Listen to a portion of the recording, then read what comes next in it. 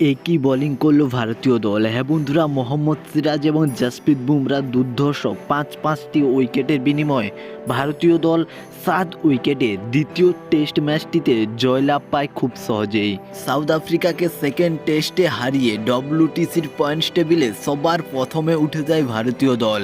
বন্ধুরা, কিভাবে ভারতীয় দল সেকেন্ড টেস্ট ম্যাচটি জিতলো, কে কত রান বানালো, কে কয়টি উইকেট পেল, এই সমস্ত তথ্য কিন্তু এই ভিডিওতে দেখতে পাবো। বন্ধুরা, প্রথম টেস্ট ম্যাচটি ভারতীয় দল 32 রানে হেরে যায় সাউথ আফ্রিকার কাছে এবং দ্বিতীয় টেস্ট ম্যাচে কিন্তু প্রথমে সাউথ আফ্রিকা টসে জিতে ব্যাটিং করার সিদ্ধান্ত নেয়। প্রথম ব্যাটিংয়ে নেমেই সাউথ আফ্রিকা দল মাত্র 55 রানে অল আউট হয়ে যায়, যেখানে ড্রেন এলগার, অ্যাডাম মাকক্রমের মতন ব্যাটসম্যানেরা কেউ রান বানাতে পারেনি।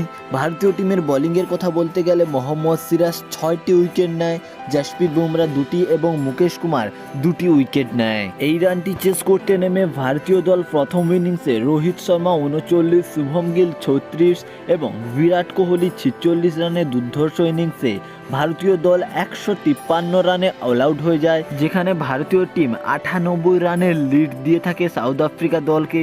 সেকেন্ড ইনিংসে ব্যাটিং করতে নেমে অ্যাডাম মাকক্রামের দুর্ধর্ষ সেঞ্চুরি ছাড়া আর কেউ রান বানাতে পারেনি।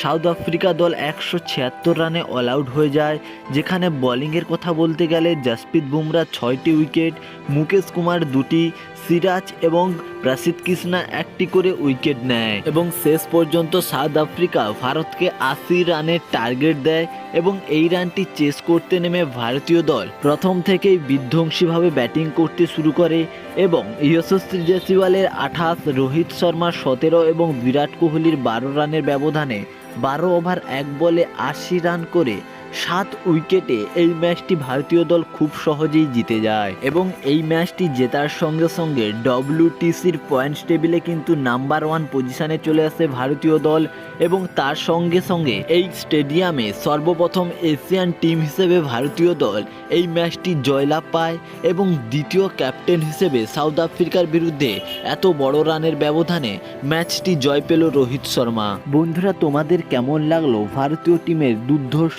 বোলিং দেখে? অবশ্যই কমেন্ট করে জানাবে। ভিডিওটি ভালো লাগলে চ্যানেলটিকে সাবস্ক্রাইব করবে। ধন্যবাদ।